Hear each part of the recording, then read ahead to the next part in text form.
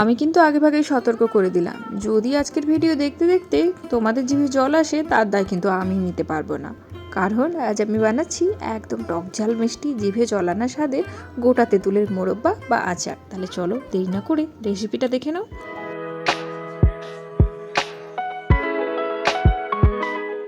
আমি এখানে খোসা ছাড়ানো তেঁতুল নিয়েছি, এগুলো মার্কেট থেকে এভাবেই কিনে নিয়ে এসেছি, ঠিক আছে। এর মধ্যে কিন্তু বীজগুলো আছে, আর এই যে সুতোর মতো অংশগুলো এগুলো কিন্তু থাকবে। এটা কিন্তু কাঁচা পাকা মানে আধ পাকা তেঁতুল দিয়েও বানানো যায়, আবার এরকম পুরো পাকা তেঁতুল দিয়েও বানানো যায়। তো এখন তেঁতুলের বীজগুলোকে বের করে নেব। এই পিঠের কাছে যেখানে উঁচু উঁচু হয়ে আছে ওইটা না ছুরি দিয়ে একটু কেটে নিলেই দেখবে বীজগুলো খুব সুন্দরভাবে বেরিয়ে চলে আসছে। বীজ রেখে যদি তোমরা এই তেঁতুলের মোরব্বাটা বা আচারটা বানাতে চাও তাহলে না খাওয়ার সময় মুখে বীজগুলো পড়বে তো ভালো লাগবে না।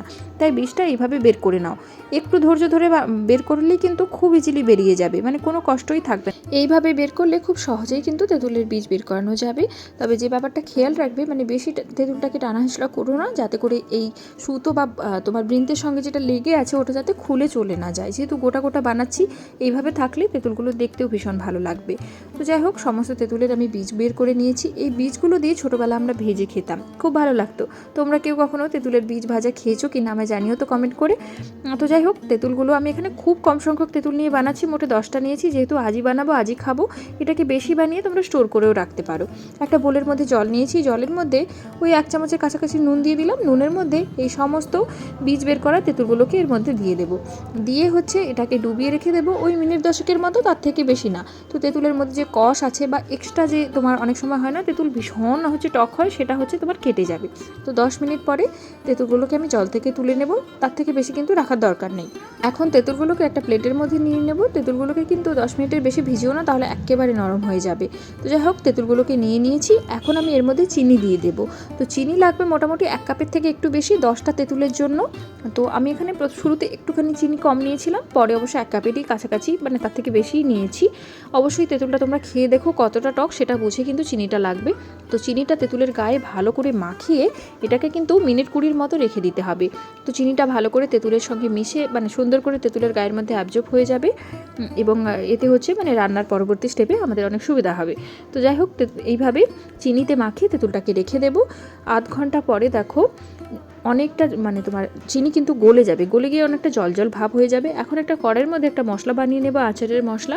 কড়াইয়ের মধ্যে প্রথমে 1 চামচ 5 ফোড়ন নিয়েছি, হাফ চামচের কাছাকাছি নিয়েছি গোটা জিরে, হাফ চামচ নিয়েছি কালো সর্ষে।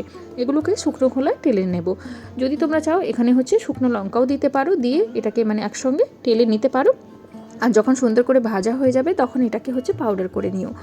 এখন আচারটা বানিয়ে নেব। কড়াইয়ের মধ্যে কোনো কিছুই দেবো না, কড়াইটা জাস্ট গরম করে এর মধ্যে চিনি মাখানো তেঁতুলটা দিয়ে দেবো। আর ভালো করে প্লেটটাও ধুয়ে দেবো, যে চিনিগুলো গুলে গিয়ে জল হয়ে গেছে ওটাও ভালো করে দিয়ে দেবো। দিয়ে এটাকে ভালো করে একদম লো ফ্লেমে নাড়াচাড়া করতে থাকবো। চিনিটা ভালো করে একদম মেল্ট হয়ে যাবে এবং চটচটে হয়ে যাবে, মানে ভালো করে পাক হয়ে গেলে এবং আচারটা তৈরি হয়ে যাবে।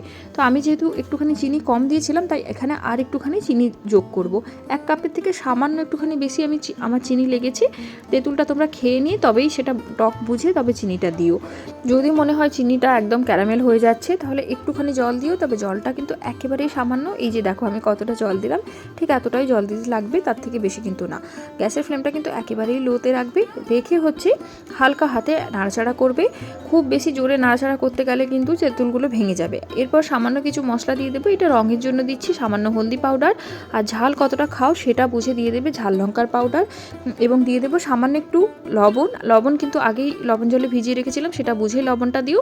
আর একটু কাশ্মীরি লঙ্কার পাউডার দিয়ে দিলাম। সব কিছু দিয়ে আবারও হালকা হাতে ভালো করে নাড়াচাড়া করে নেব। খুব বেশি জোরে মানে হাতা বা খুন্তি দিয়ে নাড়াচাড়া করো না, এটাই বলার। তো হালকা হাতে একদম লো ফ্লেমে এটাকে নাড়াচাড়া করে নিও, তাহলে দেখবেই চিনিটা কিন্তু খুব সুন্দরভাবে পাক হয়ে যাচ্ছে। এই রান্নাতে কিন্তু আর বিশেষ কিচ্ছু নেই। চিনিটা যখন একটা তারের কনসিস্টেন্সিতে হয়ে যাবে তখন বোঝো আমাদের আচার কিন্তু রেডি হয়ে গেছে। তো এখন দেখতে পাচ্ছ আমাদের আচার কিন্তু রেডি। এখন ওই যে ভাজা মশলাটা বানালাম, ওই ভাজা মশলাটা 2 চামচ এর ওপরের থেকে দিয়ে দেবো। এই ভাজা মশলাটা কিন্তু অবশ্যই দিও, তাহলে কিন্তু এই আচারের টেস্ট একেবারে বদলে যাবে, মানে জাস্ট মুখে লেগে থাকবে। এত সুন্দর স্মেল আর এত সুন্দর মানে নাকে গন্ধ এলেই কিন্তু খেতে ইচ্ছে করবে। একটুখানি বিট লবণ অবশ্যই দিও, বিট লবণ দিলে ভীষণ চটকদার একটা স্বাদ আসবে। আর সবশেষে দিয়ে দেবো হাফ লেবুর রস।